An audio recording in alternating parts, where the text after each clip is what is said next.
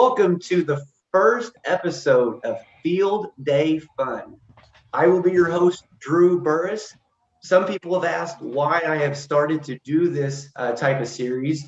I figured this would help out with all of the people who are teaching PE around the world, maybe some ideas that they could use for their field day this year.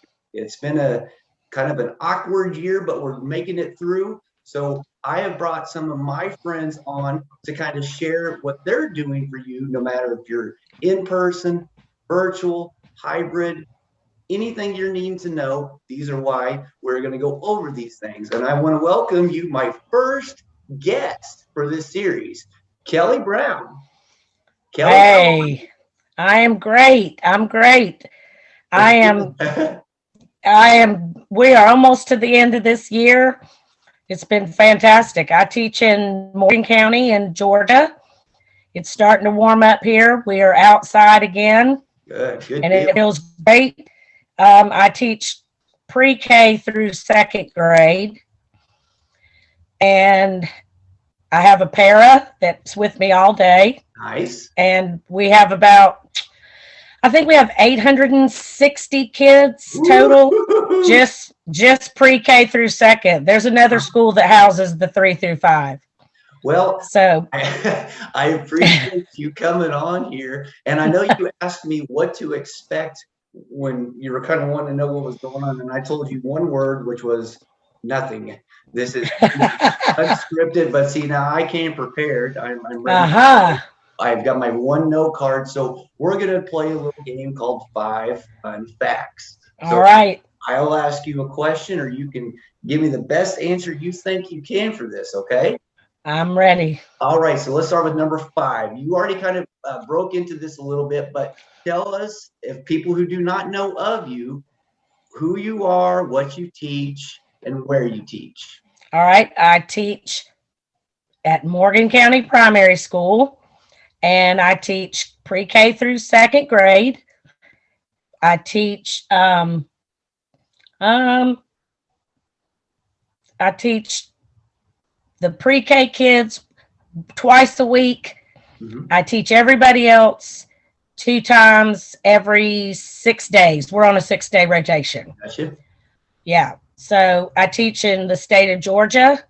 I'm probably 40 minutes from Athens, Georgia, if that helps people figure out where I am. So I'm not far from the University of Georgia. I grew up in Athens, Georgia. I am a Georgia native. All right. Nice. Okay. So number 4 of our 5 fun facts.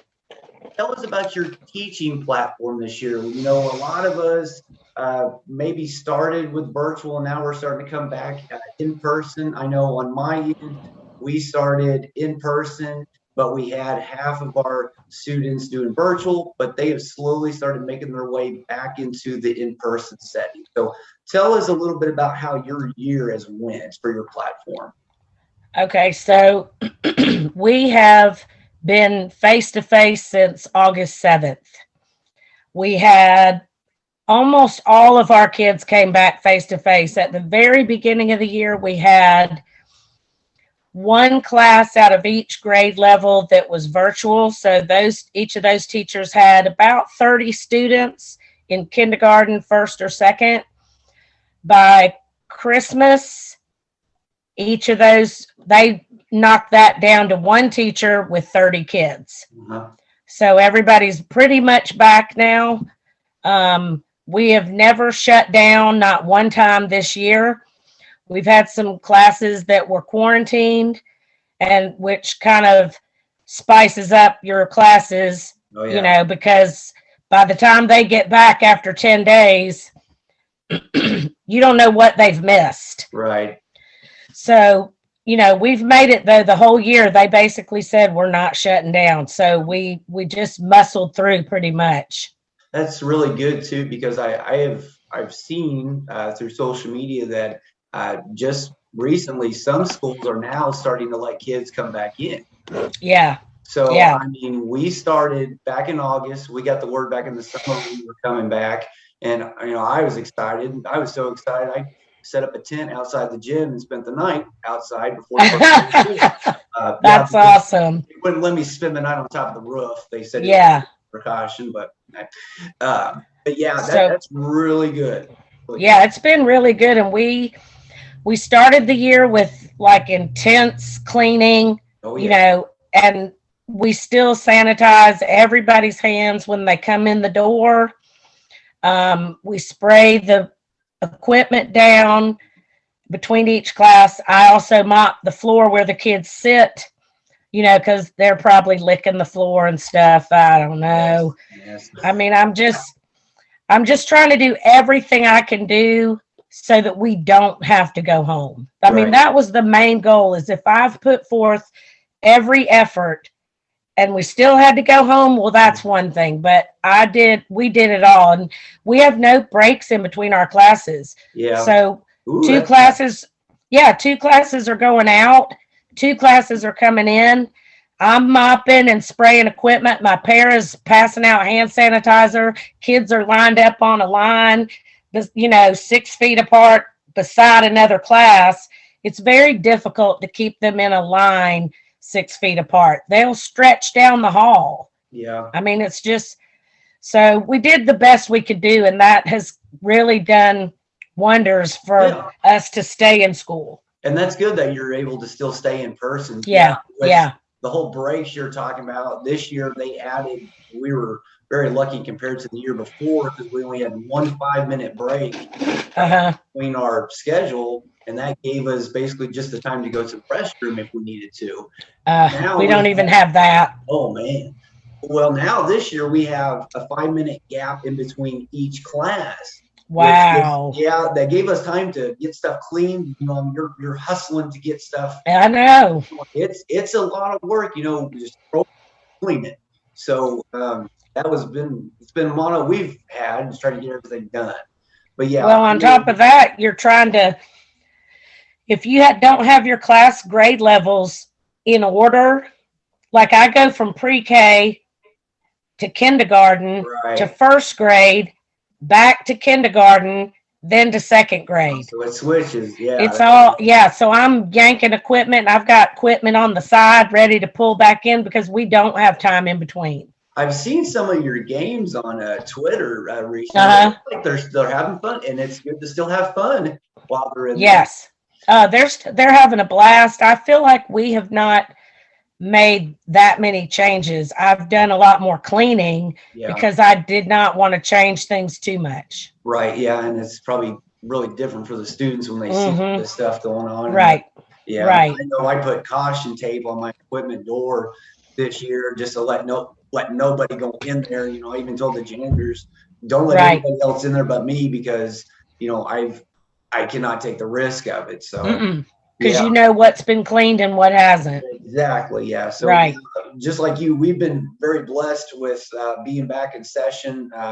We had a couple classes get quarantined. We have not shut down as a school entirely. But in all honesty, we've been so far doing good. So we're hitting the home stretch here, and we're hoping we can finish on out. So all right, so let's go to number 3. All right, so this is going to be kind of an interesting one, because I know with all the guests I'm going to have on here, we're more than likely going to have the same answer. But tell me about last year's field day. I remember me and you, we did a talk show, Let's Talk Phys Ed, with Tanner and Jason last year. And I think this was when the pandemic had set in. We were bummed. I know, because we hear it on each other's voice, because we knew it was going to be virtual. With that from last year, can you tell us about it? And was there any success, you think, from the outcome of it? It was a little panicking, when we all met and it was sinking in that things were all about to be shut down. And I think we all were trying to figure out how on earth we were going to do this, because we didn't want to end with nothing. And so I looked at some of the Open Phys Ed virtual field day, but my kids are so little. without instruction for me, it was almost impossible. Right. And so when we're in a rural district, so there's a lot of kids without internet, a lot. Yeah. So that made a huge play into how I was going to do this. So what we did a virtual field day, but I recorded me and my para. We came up with all the games, and they were completely different from what we were originally planning. Yeah. So this whole field day was a off the cuff, and we just made stuff up because at that time we were all scrambling with what could the kids use at home. We didn't know if anybody had anything or what they'd be allowed to use. So we basically did at home field day, and she and I recorded little clips of each of the games that they could play. And it was all stuff that they had at home. So I didn't use any of my equipment. I only used stuff that you could find at somebody's house. So instead of using water balloons, we filled Ziploc bags with water. Oh, that's a pretty good idea. And we played with those. We filled those with air, and we used those as balloons. You know, most kids have that stuff. We taught them how to make a sock ball, and we taught them how to make a milk jug scoop. And we pieced all those videos together and just had a complete movie. And then the kids would send back videos of them making everything. Nice. So I think we had some success. It was still so new that nobody really knew what to do. Right. So I would have to say, I think if I had to do that again this year, I would go about it a little different as far as reaching out to the kids. But my district, I think the best way to reach them would be me in a pickup truck driving through their neighborhoods. I mean, that's the best way because they're not getting online. Even on our digital days, I don't have as much response as I would like. Right. I know me and you, we've chatted a lot within the year, you know, was like more than 1 year. It's been a couple of years. Yeah, it has been. My field day friend, kind of chatting about like, you know, I know you run themes kind of like what I've done in my career. You know, the biggest hit to me was when I had that feeling that we were going to be at home for field day. And if you know me, I prepare like a year and a half in advance. I know. I've got posters, I've got videos, I've got downboard, I've got all this done. And when May came around and they said, well, we're shut down completely, I thought, oh man. And, you know, our theme for last year technically was Disney.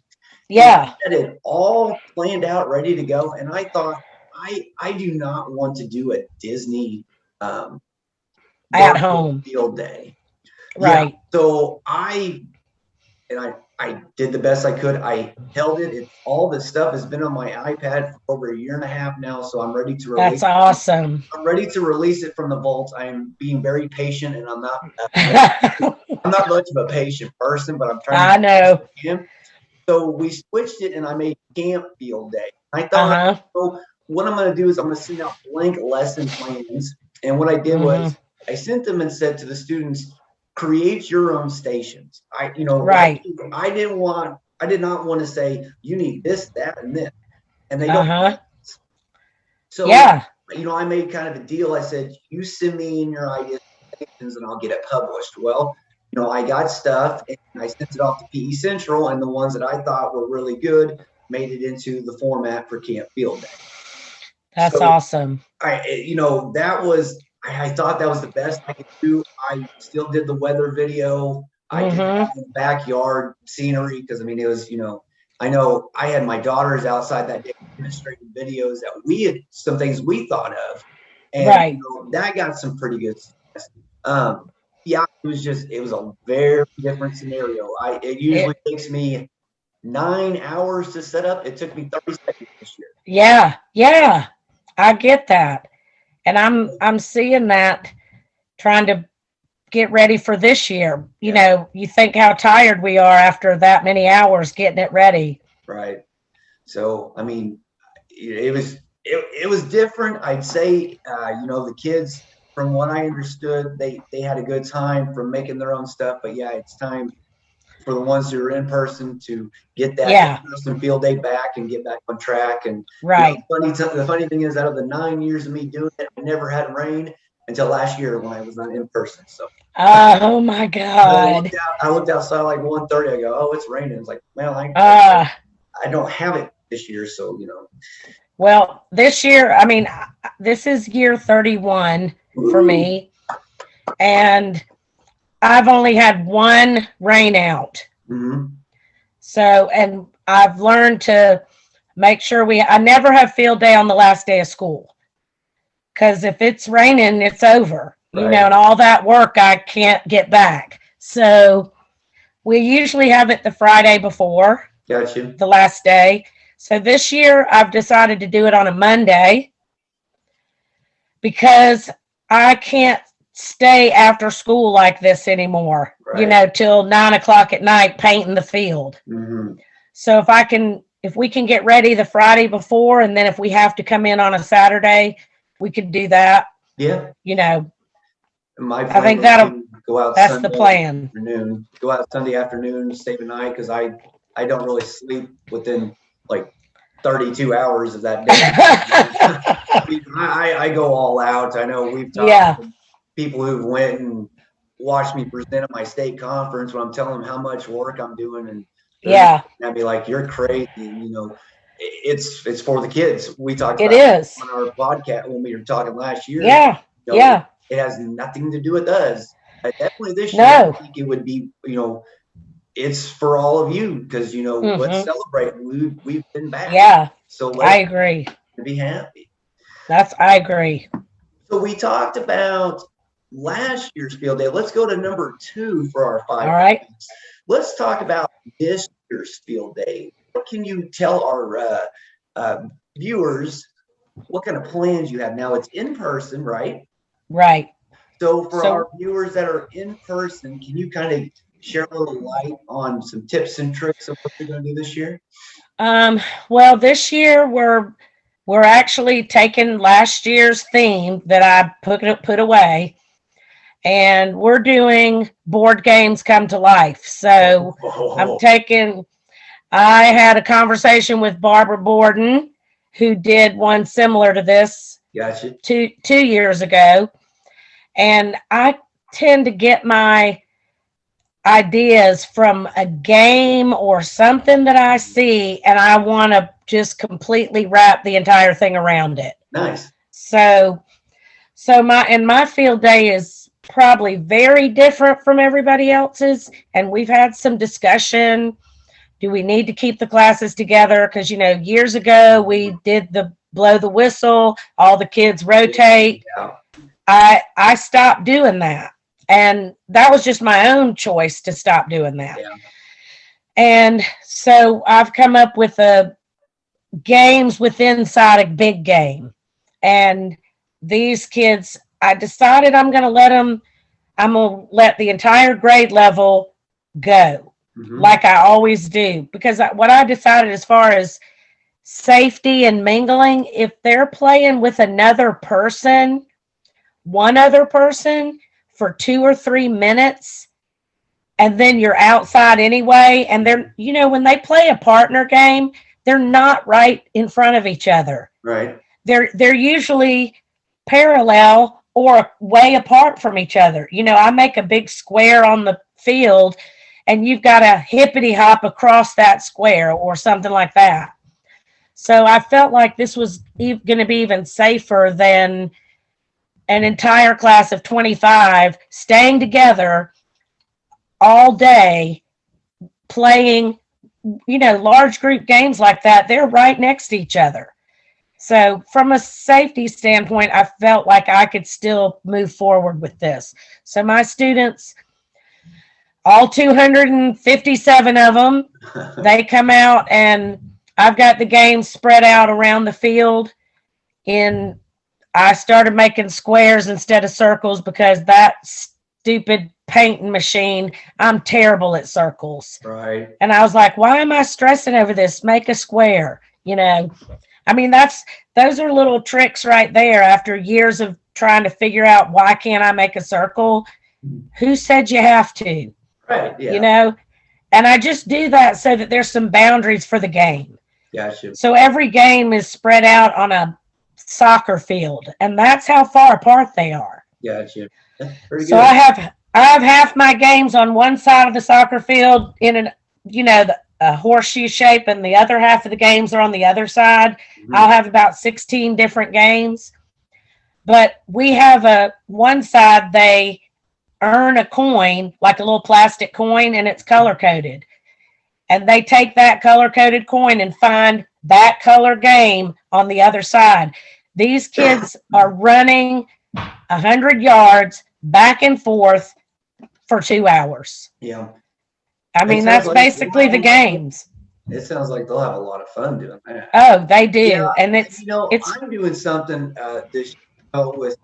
We will more than likely still have virtual kids in when we're out. So, I was talking to my principal and I said, I don't want them to kind of feel left out. Sure, I can send them stuff to do. So what we're going to do is we're going to do the normal times of bringing the younger kids out in the morning, and then we're going to bring the older kids out in the afternoon. And then we're going to have a 45-minute block where the virtual kids can come and participate, because that's good. I did not want to leave them out. And I thought, I'll send an email out to the parents and check. Got a lot of responses. So that's good. And a little virtual hour for them to go out and have fun. So, I thought that would be nice just to kind of give that. And yeah, I know that board game, that's cool. I know we've pretty good. Yeah, I've got no one though. It's going to be, I think one of the ones I'm most excited about is for them to play Operation out there. I'm going to trace their bodies, and then we're going to put the body parts in there, and they're going to use a pool noodle and try to get the body parts out. I mean, I'm talking real board games that some of them have seen and some have not. So you're going to have to share all this, because now I will. I'm really looking forward to it on that now. Yeah, I think it's going to be a lot of fun. I have more fun creating the games than anything else, It seems like, and I bet your mind is kind of like mine. When you think of these things, like it just opens up these. Yeah. You can't get it. You can't write it down fast enough. You're just like frantically because you're afraid you're going to forget. Yeah. And you have 10,000 tabs open up on your computer because you looked stuff up. I know. And why do you think I have to do? I write all this stuff down like a year and a half in advance just to get yes. Stuff.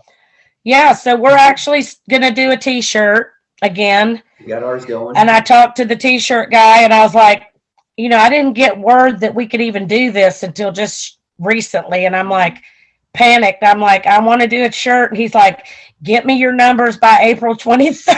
Right, yeah. So I'm in the middle of designing the shirt right now, and I'll have the artist go with it.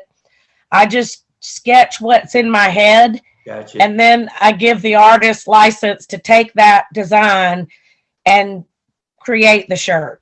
Now, and I've created do you have a Pardon me? Do you have a title for the field day? I think it's right now it's we have a couple of different titles. We haven't settled exactly until I see it on the shirt, because I really like Board Games Come to Life, but there's another tagline is don't be bored, let's play a game. Oh, nice. There's another one.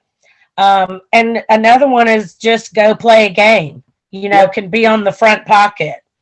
I was going to say, yeah, that sounds like that's going to be a blast. I know you're kidding. I think it is. Yeah, that'll be good. Now, while we're talking about, all the stations and stuff, this brings us to our last fun fact. So, all right, your favorite field day activity. I know you said you've been doing this for years, but can you think of one of your favorite field day activities that you have made yourself? Yes, probably one of our favorite ones that I did was when I I did a field day of all the holidays, Okay.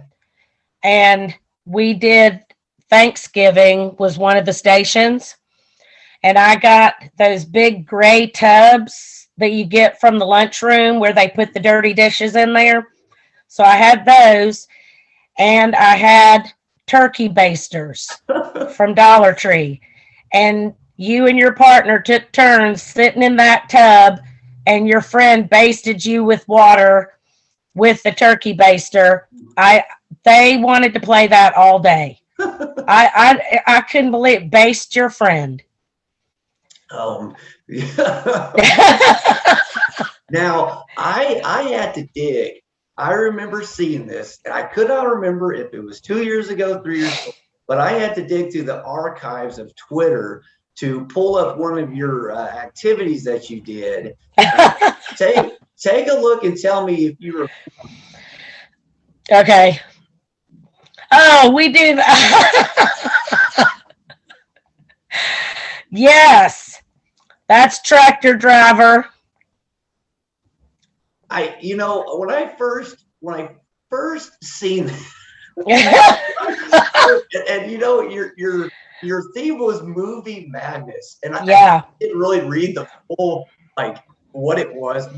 I thought it was like a car turning, and I seen, I go, oh my gosh, what is going on here? That is hilarious. Kelly done that video, and I was like, I've got to find that, and so she can explain to everybody if they've seen that what was going on there. So I've used that particular activity in multiple field days, and the original time I used it was a barnyard field day. Okay.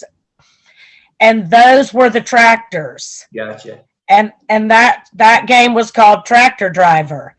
And so the kids would get in there and roll each other. I mean, those boxes are so old. Yeah. And they're still working. So when we did the movie madness one, we came up with just some other way to call it, that they still could roll in the boxes. It doesn't matter. It really doesn't. People get hung up on this game has to be perfect and it goes with this. These kids don't care. No, there's fun. They will play whatever you say that it is. Right. I mean, you can basically sell them a cup of dirt for $5 and they'll buy it. Yep. They'll play whatever you want. I mean, I literally played a game called Ants in Your Pants, and I ordered little plastic ants from Oriental Trading. Mm-hmm. And I went to Dollar General and I got size 3X men's shorts, and they would slip those on and hold the pants out open, and your friend had to toss ants and try to drop them in your friend's pants. That sounds like a game you could do for this year too. Yeah, it is. See, I've got every one of my field days is on a jump drive. Yeah. And all the games are listed out. I could probably pull games from multiple years that nobody's ever heard before, because these kids are 3 years, they're gone. I think you need to change, or you need to turn your Hungry Hippo jacket collector, which every time I see that picture, I die of laughter. I know when you first put that up, I think I fell out of my chair of laughter. But see, I fell out of mine the first time I looked at it. I was like, those look like hippos, don't they? And my parent was like, yeah. And I was like, I don't want to clean this up every day. Dang it. Not field day related. Yeah, not field day related. But if you've not seen that picture of the creation she did for the missing jackets, the Hungry Hippos, where she turned a trap into a hippo with the teeth and the eyes and the ears, is something you need to go and find. So. Oh, it was great though. Kelly, I've had so much fun doing this with you. Oh, yeah. I knew I needed to get you back on because, we kind of ended it last year where we kind of knew it wasn't going to be good. And now we're in the boat. I know at least me and you we're going to be. Yeah. Can you tell our viewers how they could maybe get a hold of you? So maybe your email, your Twitter. Yes. So my email address, you can reach me at kelly.brown@morgan.k12.ga.us. You can also message me on Twitter and it's at Love Primary PE. I'm happy to talk to anybody about any of this. This was my presentation for Shake Tampa. Yeah. So I presented all of this stuff, and all my games and the layouts for the field are all ready to go. And it's in a shared drive. I can just share it out to people if they need something. Great. Yeah, because I know there's a lot of people probably wondering how am I supposed to do an in-person field day if they're allowed to. I know I've seen some boards they're not allowed to. But some of the lucky ones, we will be able to get our chance to at least have another year of fun stuff. So, well, if somebody go ahead, if somebody wants to ask a question about, like you just said, they may not be able to do one. I have a friend that's actually teaches primary school in a couple counties over.